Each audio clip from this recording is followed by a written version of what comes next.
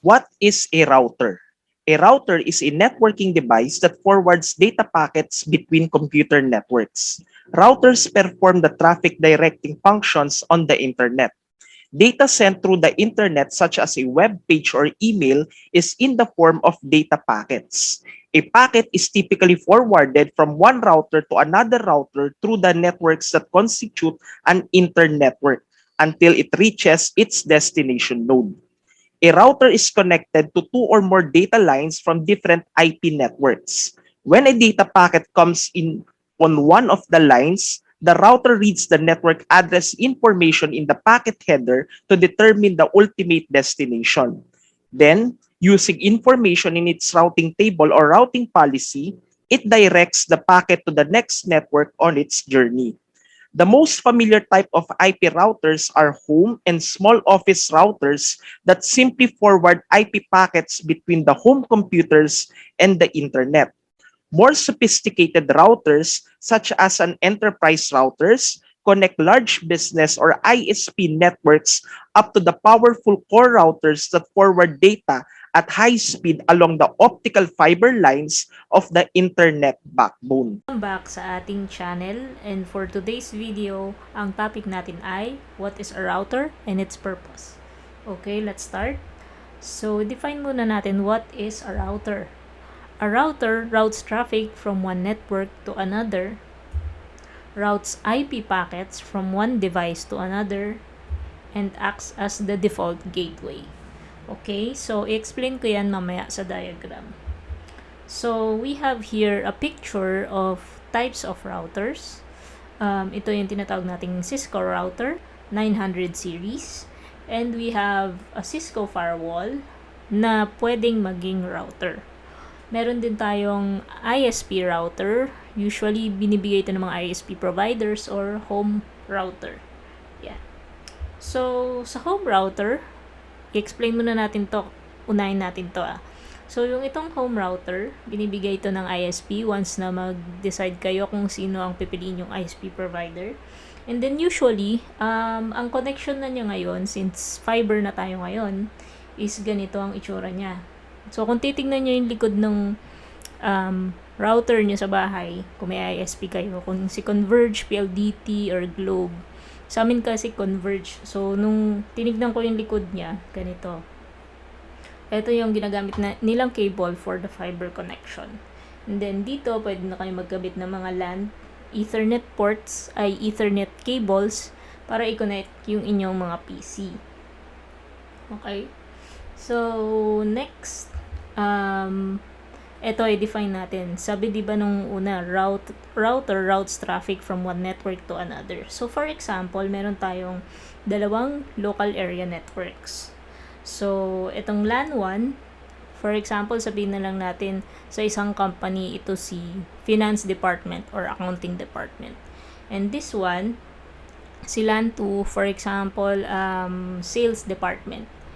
So, nandito lahat ng sales nakakabit dyan. So, ngayon, since walang router, hindi pwedeng makipag-communicate si PC1 kay PC3. Ang pwede niya lang kausapin is si PC1 at si PC2. Between the two of them lang. Pero once nalagyan na natin ng router, is magkakaroon sila ng communication. Katulad nung tinuro ko last time sa Cisco Packet Tracer, 'di ba? Nagtry tayo ng router doon. Nakita natin na yung packet nung sinend from PC1 to PC3 is na-send sa kanya once na meron tayong router. So, yung router, tinatawag din siyang default gateway. 'Di ba? Nung nagtry tayo ng mag-send ng packet from PC1 to PC3 pero wala tayong nilagay na default gateway, just the IP address, is hindi nag-error siya. So, kailangan you have your IP address and you have your default gateway bago siya makadaan kay router. Okay? So, ganun yung yung process. Paano mag-configure ng router. Pero marami pang configuration sa loob ng router, hindi lang yun. Another thing is, si firewall ay pwede ring maging router. Kasi si firewall is marami siyang capabilities. Actually, si firewall pwede siyang mag-serve as switch, pwede siyang maging router, and pwede siyang maging firewall at pwede rin siyang maging DHCP server. So, maraming kayang gawin si firewall, diba? So, yun yung difference nila. So, another thing is that yung term na routes traffic from one network to the other is basically sinasabi niya na yung one network, for example, isang network tayo. Kunyari, isipin natin flat network tayo. Hindi tayo LAN 1 or LAN 2. Kunyari, lahat ng IP address magkakasunod. For example, I have here 192.168.0.1, 2, 3, 4. Ang ibig ko sabihin, walang magkakaibang subnet. Hindi sila magkakaiba ng network, no? Kunyari, flat network tayo. Another network is the internet. Okay? So, kung isang network tayo dito, lumabas sa router, pumunta kay internet because this is what we call WAN. Wide Area Network. So, another network to, diba? Ito naman, ang tawag natin dito is LAN. So, in between them, kailangan natin ng router. So, ganun gumagana yung router sa simple terms. And sana napanood nyo yung Cisco Packet Tracer ko na video para makita nyo lang kung paano siya gumagana. So, yun lang. Short video lang to about the router and its purpose. Sana naintindihan nyo and see you again next time, guys. Bye!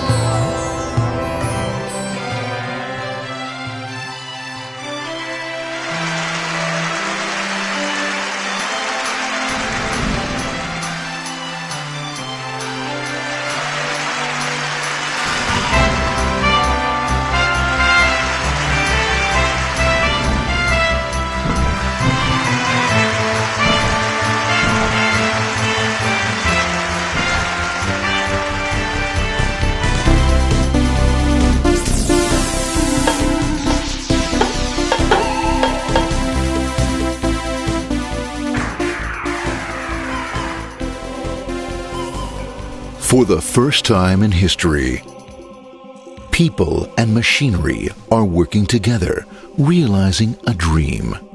A uniting force that knows no geographical boundaries without regard to race, creed, or color.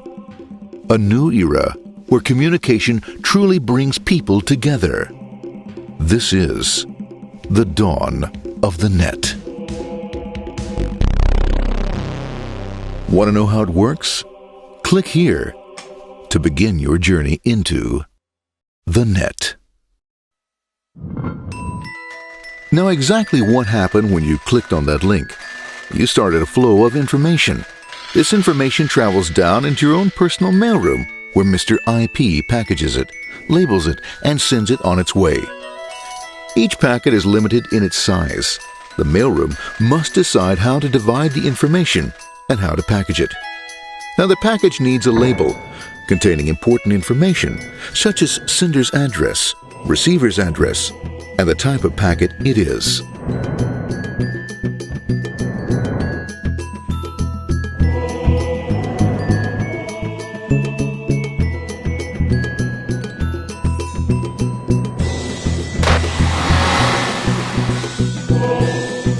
Because this particular packet is going out onto the internet, it also gets an address for the proxy server, which has a special function, as we'll see later. The packet is now launched onto your local area network, or LAN. This network is used to connect all the local computers, routers, printers, etc. for information exchange within the physical walls of the building. The LAN is a pretty uncontrolled place and, unfortunately, accidents can happen.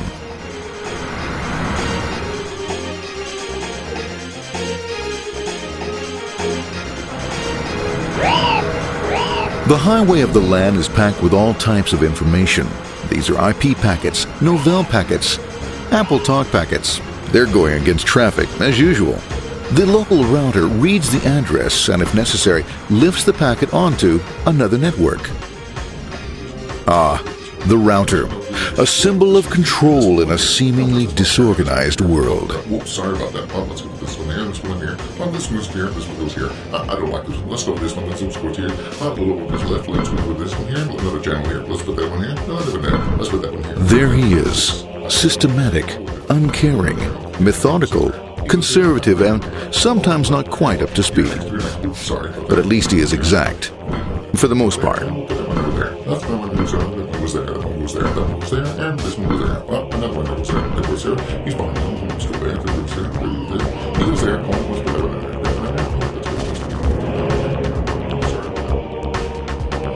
there. As the packets leave the router, they make their way into the corporate intranet and head for the router switch. A bit more efficient than the router switch plays fast and loose with IP packets, deftly routing them along their way. A digital pinball wizard, if you will. Here we go. Here comes another one. And it's another. Watch this, Mom. Here goes. Whoop, around the back. Hey, in there, in there, in there. Over the left, over the right, over the left, over the right. You got it. Here it comes. Right on. He shoots. He scores. It's going. Hey, wait. Here, watch out. Here comes another one. Oh, here we go. And it's gone. It's gone. As packets arrive at their destination, they're picked up by the network interface, ready to be sent to the next level. In this case, the proxy. The proxy is used by many companies as sort of a middleman in order to lessen the load on their internet connection, and for security reasons as well. As you can see, the packets are all of various sizes, depending upon their content.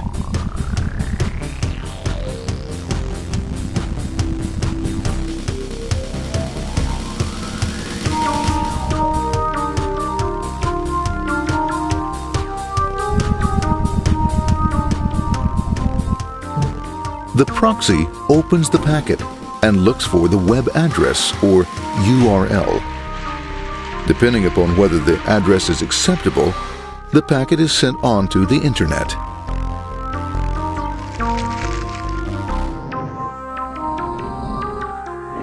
There are, however, some addresses which do not meet with the approval of the proxy, that is to say, corporate or management guidelines. These are summarily dealt with. We'll have none of that. For those who make it, it's on the road again.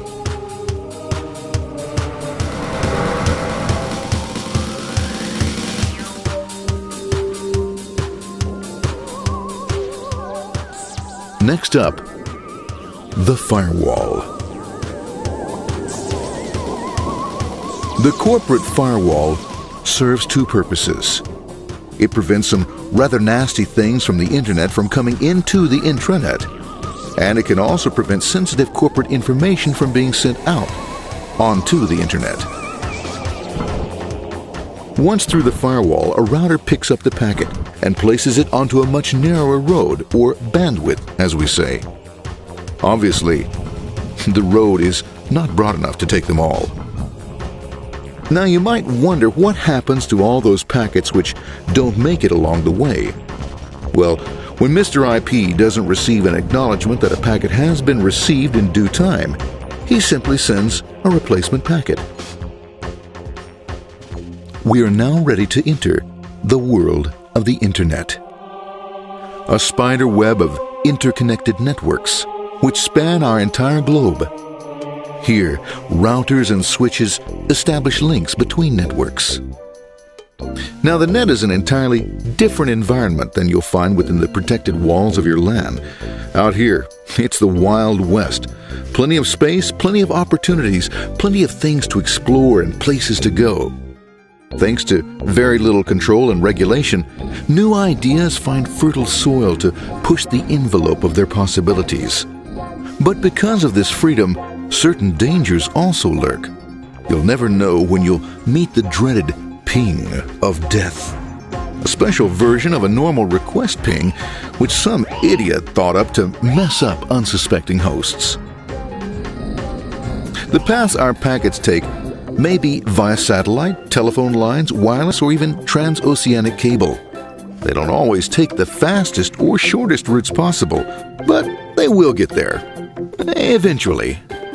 Maybe that's why it's sometimes called the worldwide wait. But when everything is working smoothly, you can circumvent the globe 5 times over at the drop of a hat. Literally. And all for the cost of a local call or less. Near the end of our destination, we'll find another firewall. Depending upon your perspective as a data packet, the firewall could be a bastion of security or a dreaded adversary. It all depends on which side you're on and what your intentions are. The firewall is designed to let in only those packets that meet its criteria. This firewall is operating on ports 80 and 25. All attempts to enter through other ports are closed for business.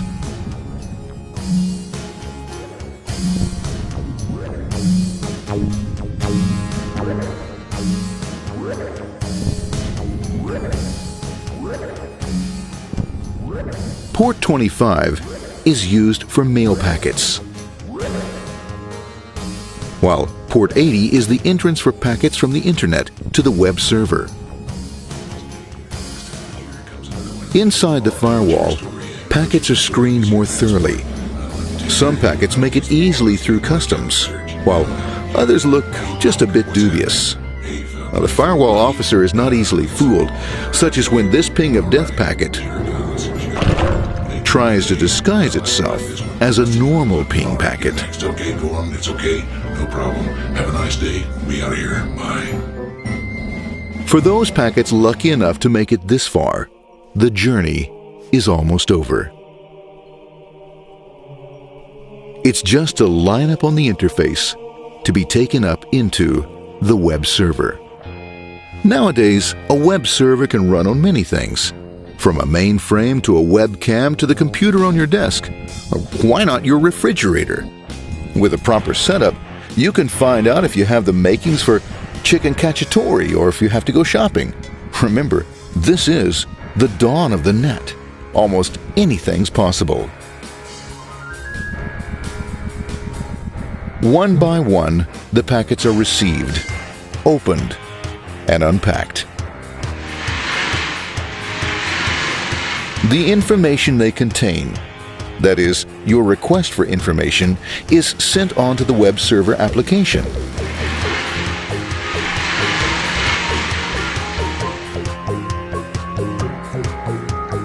The packet itself is recycled, ready to be used again, and filled with your requested information.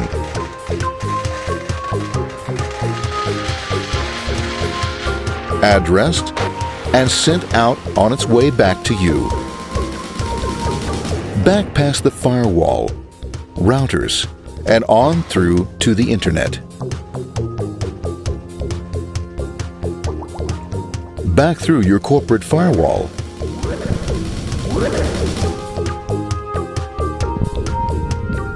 And onto your interface. Ready to supply your web browser with the information you requested. That is, this film.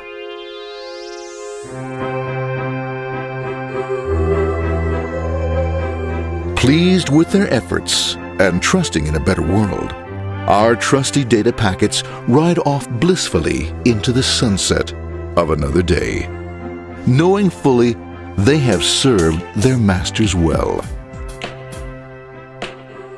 Now, isn't that a happy ending?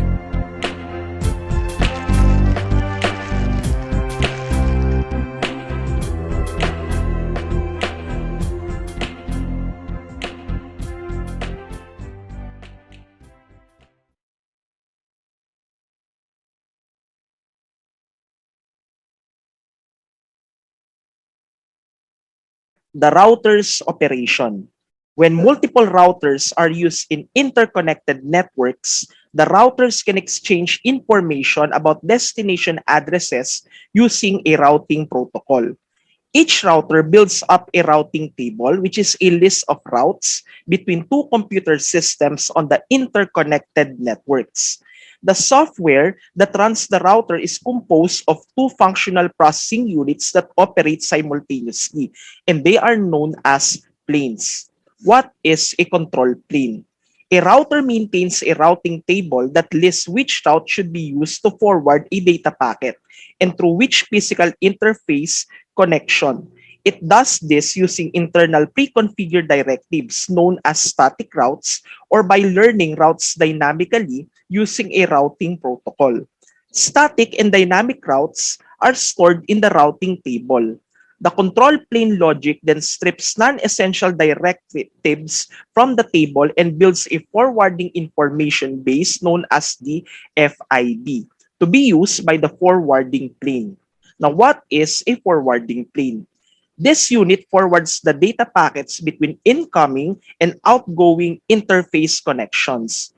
It reads the header of each packet as it comes in the matches or as it comes in matches the destination to entries in the FIB that is supplied by the control plane and directs the packet to the outgoing network specified in the FIB. Again, what is a forwarding plane? This unit forwards the data packets between incoming and outgoing interface connections. It reads it reads the header of each packet as it comes in, matches the destination to entries in the FIB that is supplied by the control plane, and directs the packet to the outgoing network that are specified in the FIB.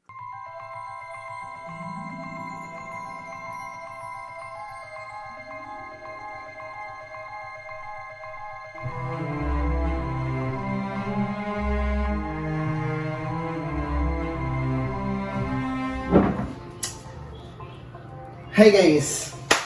Yun. Ano nga ba kung iba-vlog natin today?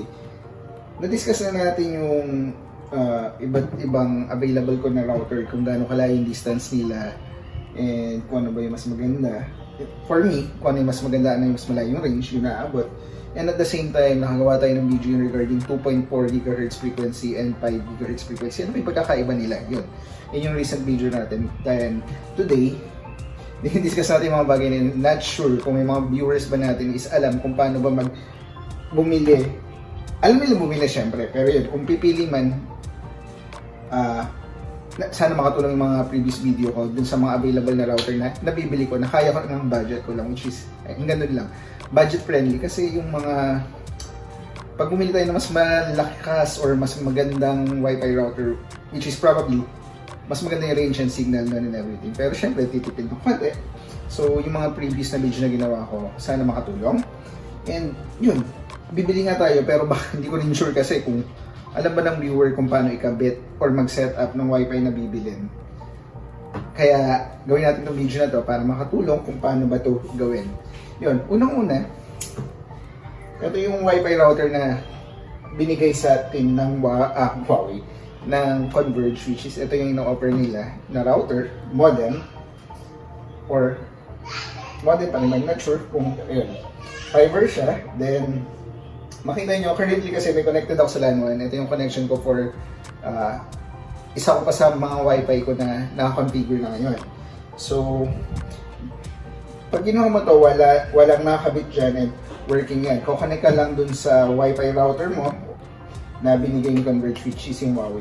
Pag connected ka na sa kanya, okay siya, walang problema. Pero yun nga, bakit ba tayo bibili ng additional Wi-Fi router?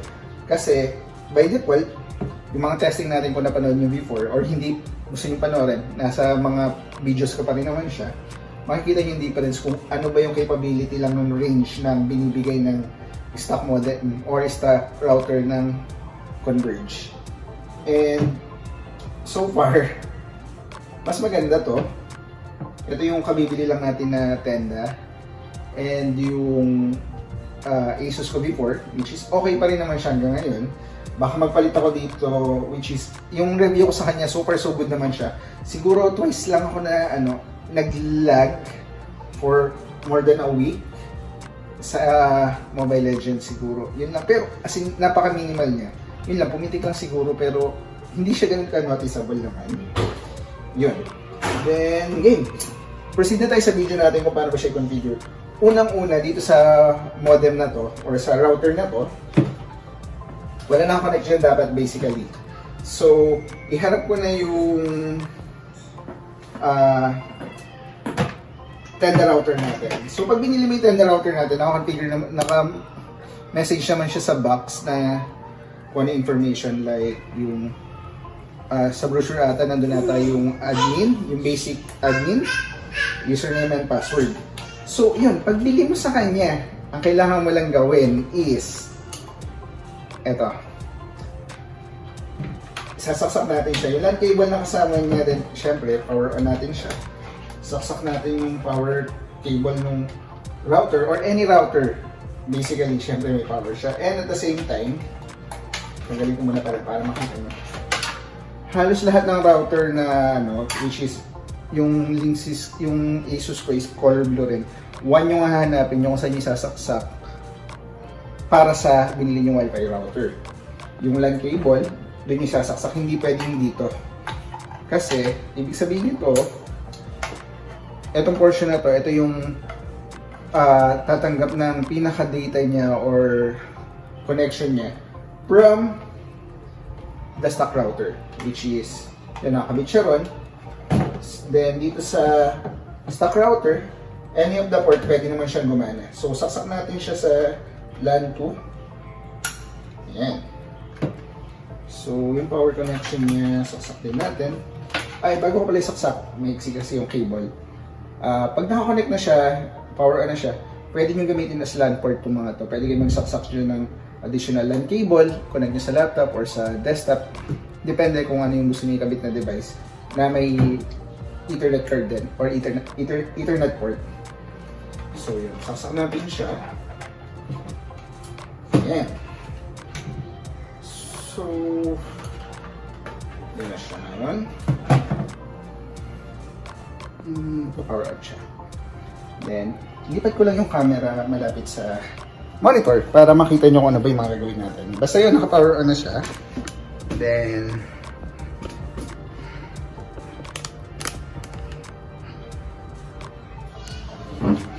yan, nakapokus siya sa computer. Hindi nyo naman ako makikita. And alam ko naman yung bili ko makita ako. Then yun, kanina pinakita ko lang yung login page for the stock modem or stock router. So ngayon, yung Tenda natin, kukonect lang tayo muna sa kanya. Which is by default, ang pangalan niya, kung makita nyo dito, Tenda OED E70. So yan, connect automatically.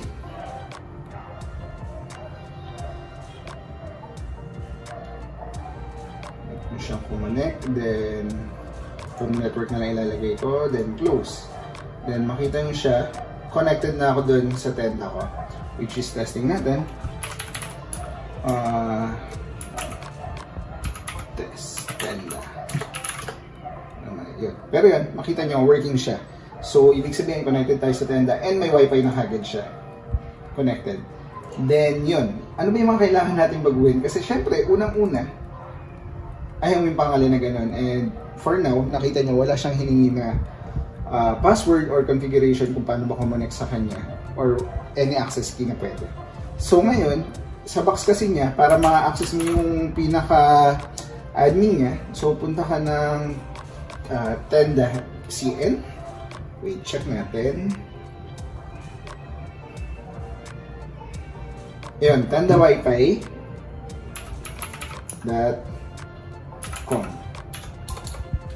Yun, naka-specify naman siya sa box or sa mga any router na bibili ng Wi-Fi router, lalabas yung pinaka-configuration niya kung paano siya accessin. Pwede kasi ito katulad nito, may DNS siya sa loob na tendawifi.com, magre-redirect siya kagad dun sa main page or admin page ng router. So, yung iba, IP address yung ginagawa. Yung sa Linksys ko, alam ko, IP yun, pati yung sa Asus router ko, IP yun. Pero dito, pwede, tendawifi.com, pwede mo rin naman gamitin yung IP, I believe. Testing lang natin. Tendawifi.com. So, ito yung pinaka-IP niya. So, gawa lang tayo ng panibagong browser. So, 192.168.0.0 0.1. 0.1.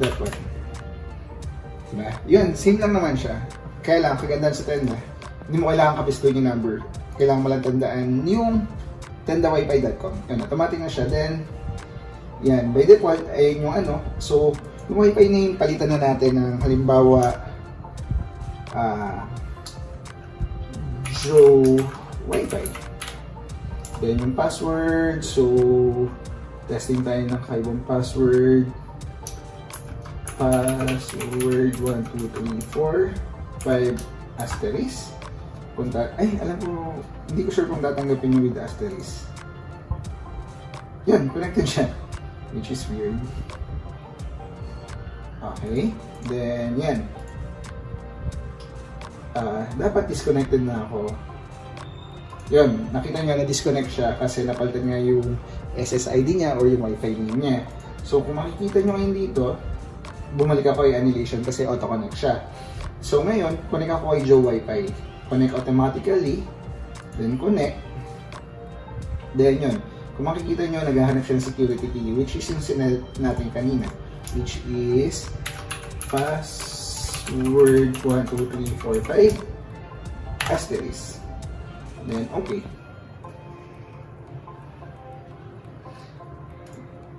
Yun, makikita nyo, connected ka agad siya. Ganun lang siya kadali. So, yan. Test ulit tayo. Yan.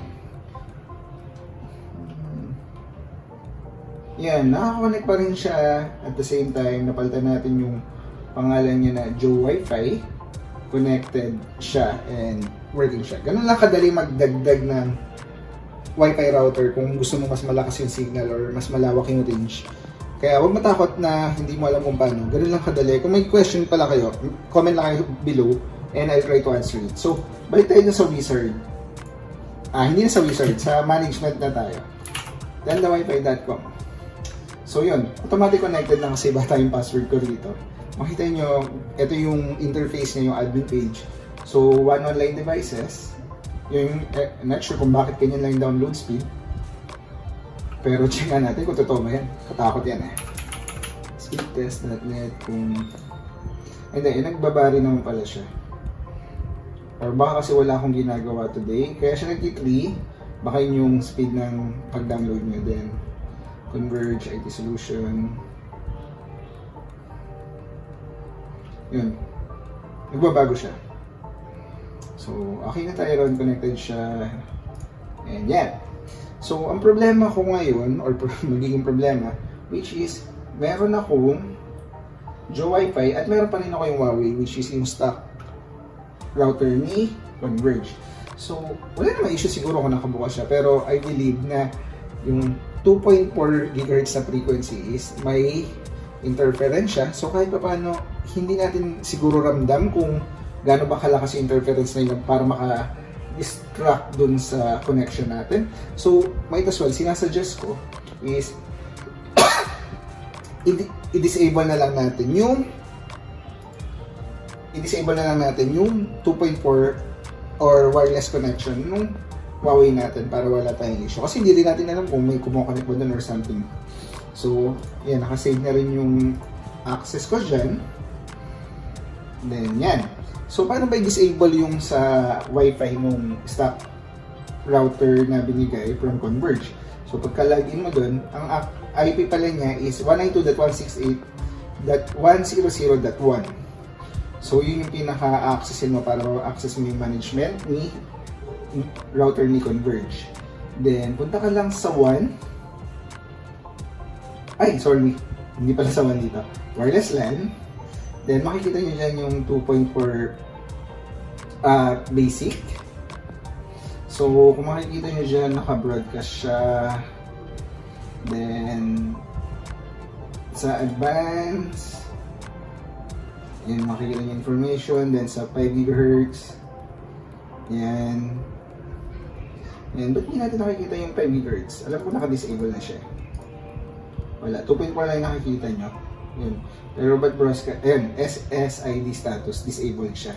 So ngayon, kaya wala yung 5 GHz natin, dinisable ko siya. So, yung sa 2.4, makikita nyo enabled siya. So, pwede nyo naman siyang i-disable din. Then, saan mo natin siya i-disable dito? Yan, enable SSID. Yan, check mo lang siya. Tapos, apply. Yung isa pa pala is, yung sa mga nagtatanong kung paano ba mag-configure or mag-change ng password sa stock router nyo. Dito lang din sa page na yan. Then, papalitan nyo lang yung pre-shared key niya. Yan, naka-hide. Ayoko na ipakita kasi baka mamaya. Ewan ko. Pero, yan, dito nyo lang din papalitan kung ano yung gusto nyo access key or password na pwede nyo gamitin pag ko-connect kayo sa stock router niyo. So ngayon, disable ko lang siya, check ko din, apply. Yan. Okay, yun. Pwede mo na disconnect yung currently connected. Then dapat mawala na yung medyo matagal.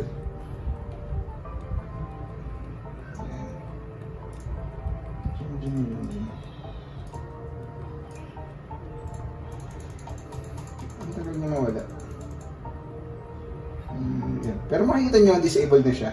So, dapat mawala siya para katulad ng 5 GHz na settings natin na naka-disabled siya. So, yung status nito is disabled naman na siya, pero lumalabas pa siya dito. So, connect na tayo sa hindi. Sige. I-try muna natin. Yun. Wala na. So, ganun lang kadali para i-disable nyo siya. Pero kung ayaw nyo naman disable, okay lang din. And sa tingin ko, mas okay na i-disable nyo. Kasi bumili kayo nga ng bagong modem nyo or wireless router nyo para dun kayo connect. So, what's the sense na i-open nyo pa siya kung yung isa naman is capable na i-cater naman yung location nyo or yung whole house na kung saan yung man siya gusto umabot. So, might as well disable na rin para walang interference dun sa router na binili nyo, lalo sa 2.4 GHz. So, yun. And yun, nakita nyo na kung gaano ba kadali yung magdagdag ng router or magpalit ng, magdagdag ng router para makover yung area ng gusto nyo, yung space na gusto nyo. And pinakita ko rin kung paano natin isa-set yung password. For example lang naman, ito yung Tenda, pero halos parehas lang siya with other brands like Linksys or Asus. If may question kayo regarding Linksys or Asus kung paano siya palitan, just comment below. I'll try to answer as much as I can. Then, tinesting din natin or pinakita ko paano yung configuration for the stock router ni Converge and kung paano i-disable yung Wi-Fi niya since di mo naman siya gagamitin. Then, kung paano i-connect yung LAN cable at kung saan nyo siya i-connect. Basically, parehas lang siya with other brand. Not sure kung yung iba pa, which is na-test ko lang naman is Linksys, Asus, and Tenda. Then, if you have question, just comment below.